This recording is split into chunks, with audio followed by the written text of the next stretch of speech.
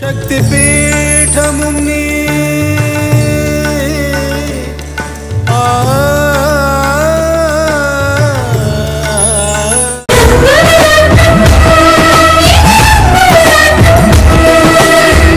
శంకర్ ప్రసాద్ కి భార్యగా ఈ ఆస్తికి అధిపతి కావాలని ఎన్నో కలలు కన్నాను. అందుకే నన్ను తీసుకొచ్చిన మహేశ్వరి వాళ్ళని కూడా చుక్కలు చూపించాను. కానీ చివరికేలో దాసిదానిలో మిగిలిపోయాను.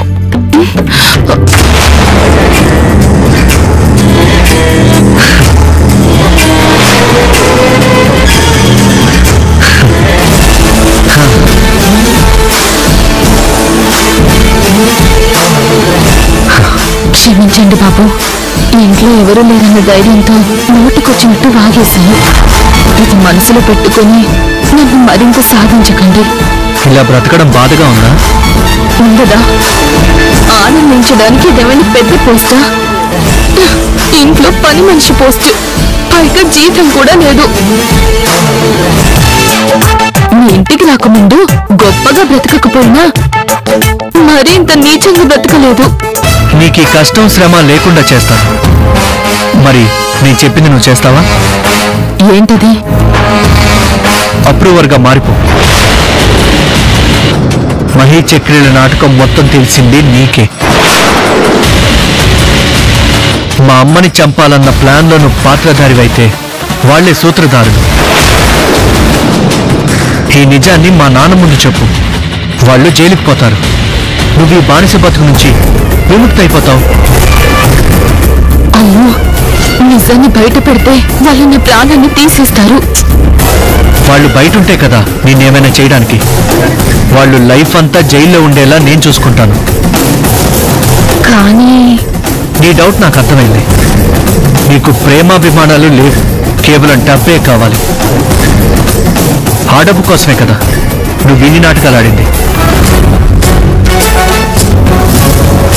ఇప్పుడు నేను నిన్ను నాటకం ఆడమనడం లేదు,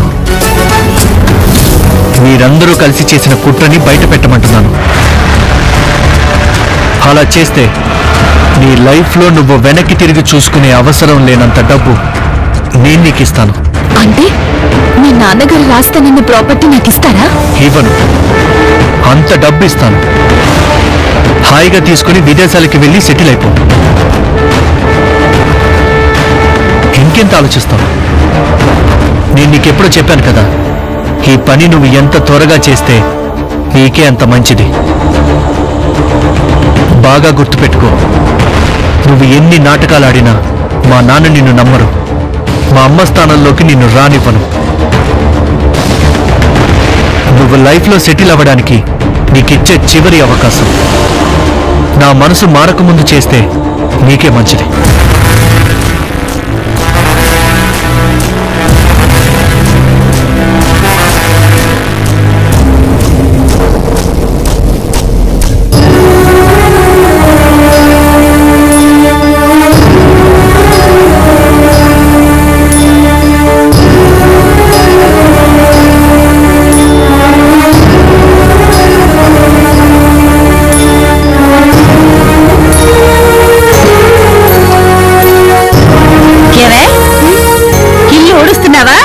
ఊడుస్తున్నట్టు నాటకం ఆడుతున్నావా?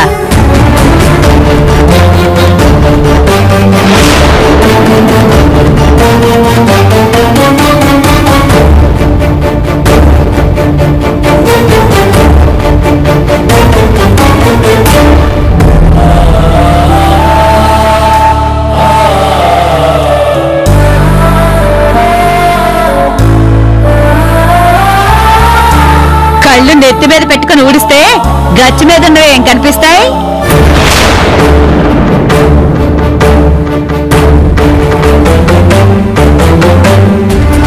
పని చేసినట్టు నటించడం కాదు, చేయడం నేర్చుకో.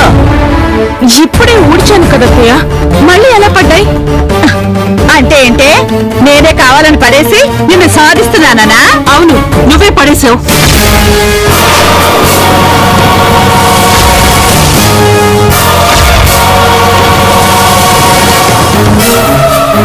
నేనే చూశాను, నా కూతుర్ని సాధించాలని నువ్వే ఇదంతా చేస్తున్నావు.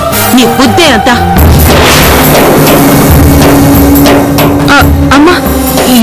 మాటలు? ఆవిడ నా అత్తగారు. కాదని నేను అనడం లేదు వర్ష. నువ్వు వీళ్ళ కోసం ఇంత చేస్తున్నావు. వీళ్ళకి నీ మీద ఆ విశ్వాసం ఉందా అని అడుగుతున్నాను.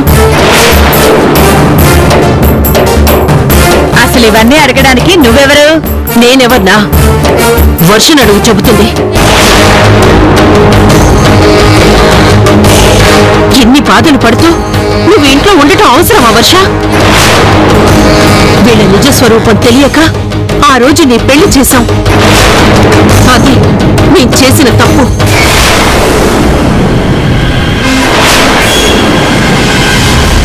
కోర్టులో ఎప్పుడైతే వీళ్ళు ఇది అని బయటపడిందో ఆ మరుక్షణమే నిన్ను ఇంటికి వచ్చేమంటే నువ్వేం చెప్పావు?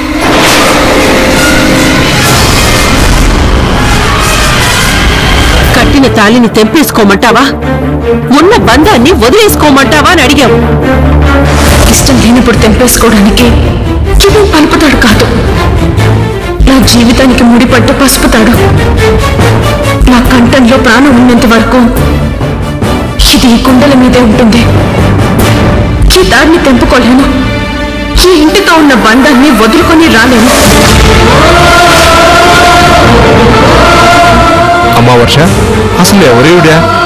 అన్నీ తెలిసినట్టే మాట్లాడుతుంది. అదే నాకు ఆశ్చర్యంగా ఉంది మామయ్య. అమ్మ పోయిన తర్వాత ఈవిడ 2-3 సార్లు నన్ను కలిశారు. అచ్చు అమ్మలాగే మాట్లాడారు. మా అమ్మ మళ్ళీ తిరిగొచ్చిందా అన్నట్టు అనిపించింది. మా అమ్మకి నాకు తప్ప ఈ మాటలు వేరే ఎవరికీ తెలియవు. నీకెలా తెలిసాయి? అది మీ అమ్మ మీ నాన్నకి చెప్పకుండా ఉంటుందా? ఇంట్లో అందరూ అనుకుంటుంటే విన్నాను. అయినా నువ్వు నన్ను అమ్మ అని పిలుస్తున్నావు కదా. కూతురు ఇలా బాధపడుతూ ఉంటే ఏ అమ్మ తట్టుకోలేదు. బాగుంది. అచ్చం 60 సినిమాకి ఒరియా సబ్ టైటిల్స్ లాగా అర్థం కాకుండా బాగానే చెప్పావు. ఇక్కడికి వచ్చి నిప్పు తొక్కిన కోతులాగా గెంతుతున్నావు. ఎవరు నువ్వు?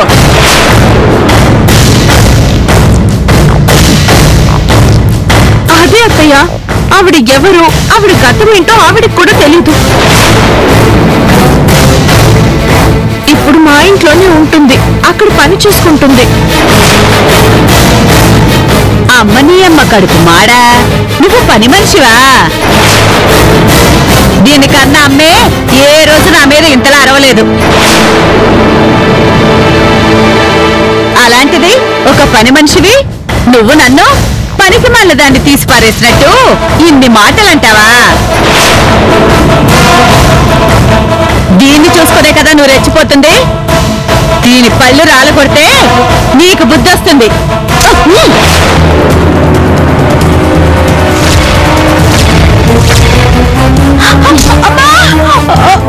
వర్ష బాధ పెడితేనే చూడలేం దాన్ని నా ముందే వర్షని కొట్టాలని చూస్తే నిలబడిన చోటే గొయ్యి తీసి పాటేస్తాను.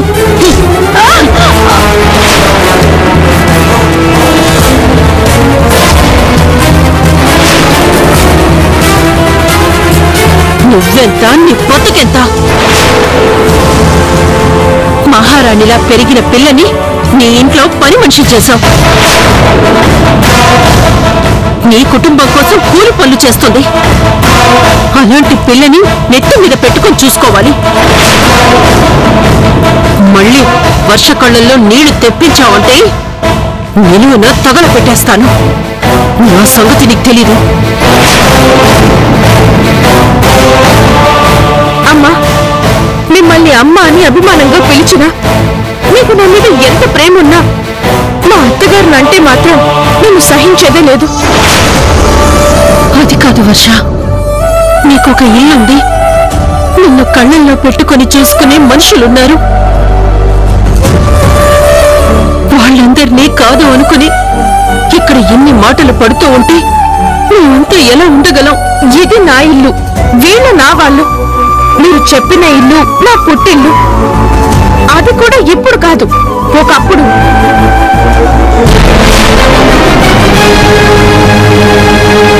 ఒకప్పుడా? అంటే ఇప్పుడు లేదా? లేదు, మా అమ్మతోనే, నా పుట్టిల్లు కూడా పోయింది.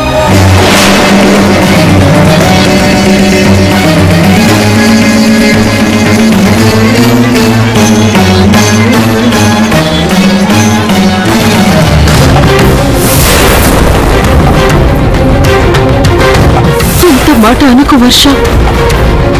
నీ గురించి ఆలోచించి నీ నాన్న అన్నయ్యలో ఉన్నారు. నాన్న తనకి తన భార్య గుర్తులేదు, ఇంకా కడుపున పుట్టిన కూతురు ఎలా గుర్తుంటుంది?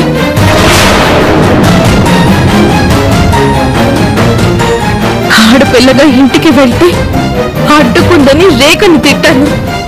దాంతో నన్ను గుమ్మం తొక్కద్దు అని నా కన్న తండ్రి శాసించారు. ఇంకా అది నాకు పుట్టిల్లు ఎలా అవుతుంది? ఇంకా అన్నయ్యలంటారా? ఒకప్పుడు మా రఘు అన్నయ్య నన్ను ప్రాణం కన్నా ఎక్కువగానే చూసుకునేవాడు. కానీ ఏమైందో తెలీదు, తను ప్రేమించిన భార్యనే దూరం చేసుకున్నాడు. ఇంకా చెల్లెల గురించి ఏం ఆలోచిస్తాడు? ఎప్పుడైతే డబ్బుకు విలువిచ్చాడో అప్పుడే బంధానికి విలువనివ్వడం మర్చిపోయాడు. ఇంకా మా సిద్ధు అన్నయ్య అంటారా? స్వప్న చెప్పిందే వేదం, ఆ మహేశ్వరి చేసిందే శాసనం. వాళ్ళకి బానిసగా ఉన్నవాడు నాకు బంధువు ఎలా అవుతాడు? నా గురించి ఆలోచించి నన్ను చూడడానికి ఇంత దూరం వచ్చారు, సంతోషం. కానీ నా వాళ్ళని అవమానించాలని అనుకుంటే మాత్రం ఇంకెప్పుడు ఈ ఇంటికి రాకండి.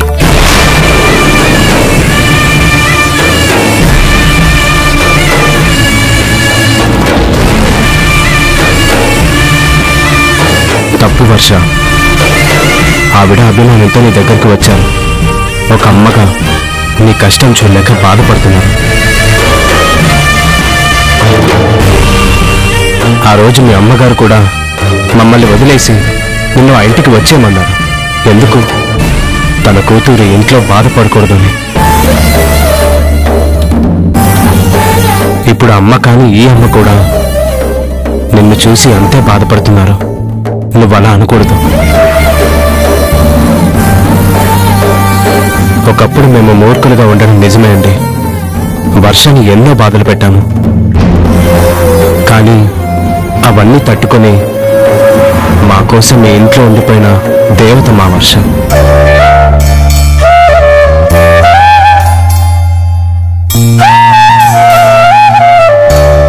ఇప్పుడు వర్షాన్ని సుఖపెట్టే డబ్బు మా దగ్గర లేదు, కానీ బాధ పెట్టే మూర్ఖత్వం నాలో లేదు. తను మీతో ఇంటికి వచ్చేస్తే నేను చచ్చిపోవడం తప్ప మాకింకో మార్గం లేదు.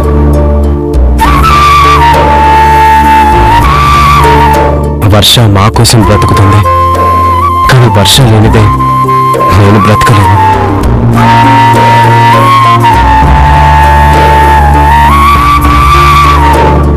నేను మీకు మాటిస్తున్నాను, వర్ష ఈ ఇంట్లో ఎప్పుడూ బాధపడదు.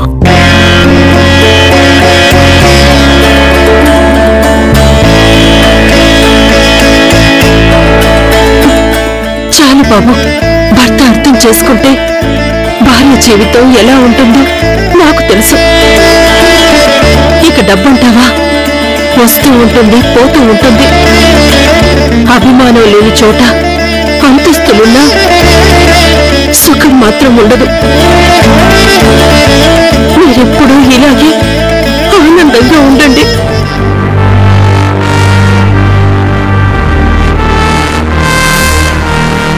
చూడమ్మా, నువ్వు తెంచుకుంటే తెగిపోయే బంధం కాదు, కావాలనుకొని కలుపుకున్న బంధము కాదు.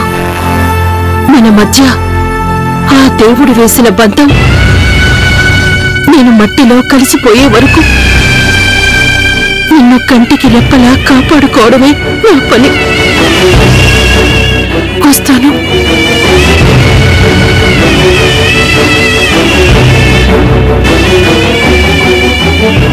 చూడు, మళ్ళీ నా వర్షని ఏమైనా అన్నా, మళ్ళీ అది బాధపడినట్టు తెలిసినా నా నుంచి నిన్నెవ్వరూ రక్షించలేరు.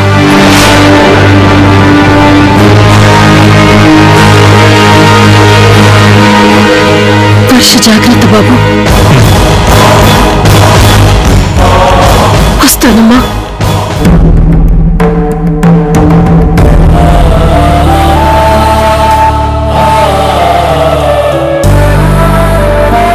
ఇప్పుడు నీ కడుపు చల్లబడిందా?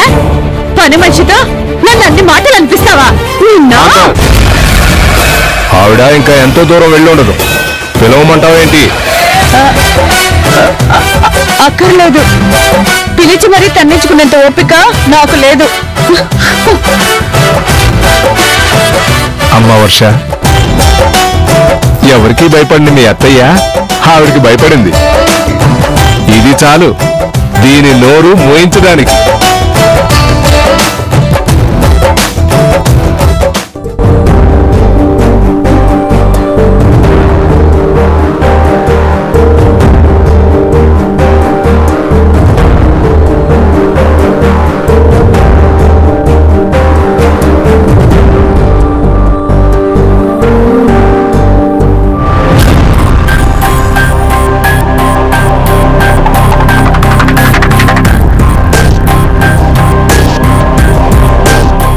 సీత, రఘు ఏమన్నాడు?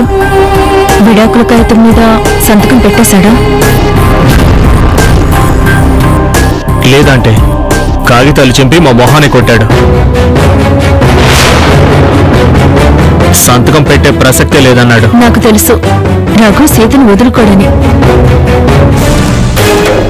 నీకన్నీ తెలుసు జానకి. ఆ రఘుగాడు ఎప్పుడెలా బిహేవ్ చేస్తాడో నీకు పూర్తిగా తెలుసు.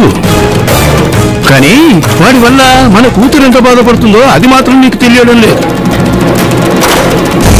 సీతతో కన్నీళ్లు పెట్టించడం అని నువ్వు దేవుళ్ళ చూస్తున్నావు. అది నాకు నచ్చడం లేదు. నేను రఘుని దేవుళ్ళ చూడట్లేదండి, అల్లుళ్లాగే చూస్తున్నాను. అయినా సీత ఏడుపు కారణం రఘు కాదు, సీతే.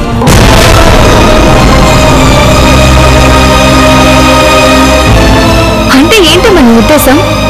అందరిలోనూ నన్ను కొట్టమని నేను చెప్పానా? నేను ఇక్కడికి వచ్చాక కనీసం నన్ను పట్టించుకోకండి అని నేను చెప్పానా? రఘు నిన్ను వదిలేలేదు సీత. నిన్ను కలవాలని ఎన్నిసార్లు వచ్చినా నువ్వు పండిలేదు. అసలు తను ఏం చెప్తాడో మీ నాన్న వినిపించుకోలేదు.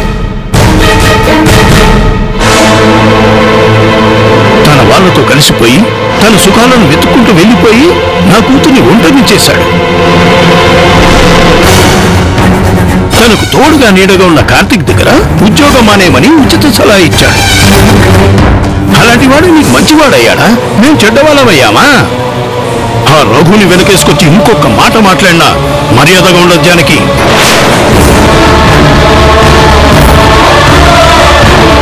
ఏంటి సూర్యం గారు ఇది? రఘు సీత ఇంకెప్పుడు కలవరని చెప్తేనే నేను ఈ పెళ్లికి ఒప్పుకున్నాను. వాళ్ళు విడిపోయినట్టు కనిపించడం లేదు. వాళ్ళ గురించి మీ ఇంట్లో ఇన్ని గొడవలు అవుతున్నాయేంటి? మా జానకి మాటలు మీరేం పట్టించుకోకండి. చిన్నప్పటి నుంచి పెంచింది కదా, వాడి మీదున్న మమకారంతో అలా మాట్లాడుతుంది. వాడు మారిపోయినా వాడి మీదున్న మమకారం చంపుకోలేకపోతుంది.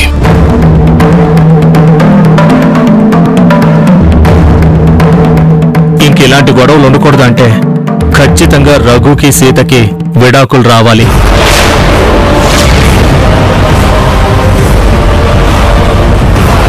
ఏం చేయాలో నాకు అర్థం కావడం లేదు. తను సంతకం పెట్టను అంటే ఇంకేం చేయగలం?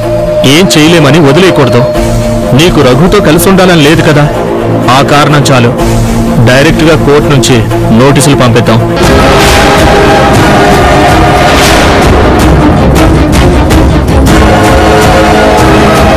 రఘుని కోర్టు మెట్లు ఎక్కిస్తే చచ్చినట్టు సంతకం పెడతాడు. మీకు విడాకులు వస్తాయి. నువ్వు చెప్పేది కరెక్టే కార్తిక్. వాడు మాటలతో వినే రకం కాదు. సీత వెళ్ళి వాడిని బ్రతిమలాడుతుంటే వాడికి ఆటలుగా ఉంది. మనం లీగల్గా వెళ్తేనే వాడికి సీతకి మధ్య ఉన్న బంధం తెగిపోతుంది.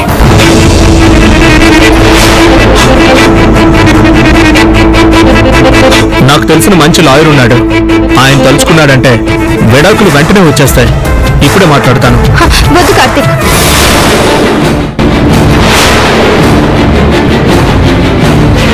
రఘుని కోర్టుకు లాగడం నాకిష్టం లేదు.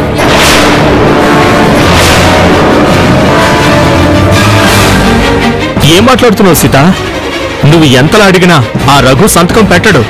కోర్టుకు లాగితే వాళ్ళే పెట్టిస్తారు. ఆ విషయం నాకు తెలుసు, కానీ రఘుని కోర్టుకు లాగడం నాకిష్టం లేదు అంటున్నాను.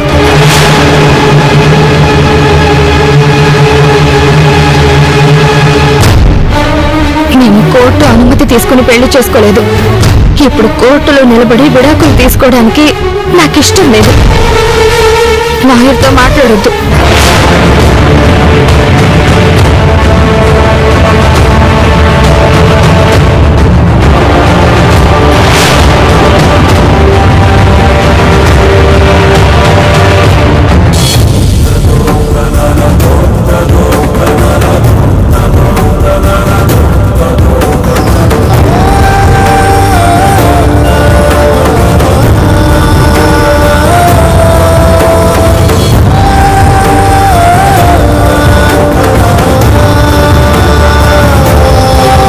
సీత, రఘు నుంచి విడిపోవడం నీకిష్టం లేదా సీత? అని నేను మీతో చెప్పలేదు మేడం. నువ్వు నోరు తెరిచి చెప్పక్కర్లేదు. నీ తీరు చెప్పకనే చెప్తుంది. రఘు అంటే నీకు ఎంత ఇష్టమో. రఘుతో కలిసే ఉద్దేశమే ఉంటే ఈ పెళ్లికి నేను ఒప్పుకునేదాన్నే కాదు మేడం. ఈ పెళ్లి నీ ఇష్టం కన్నా మీ నాన్నగారి ఇష్టంతో జరుగుతుందని నాకు అర్థమైంది సీత.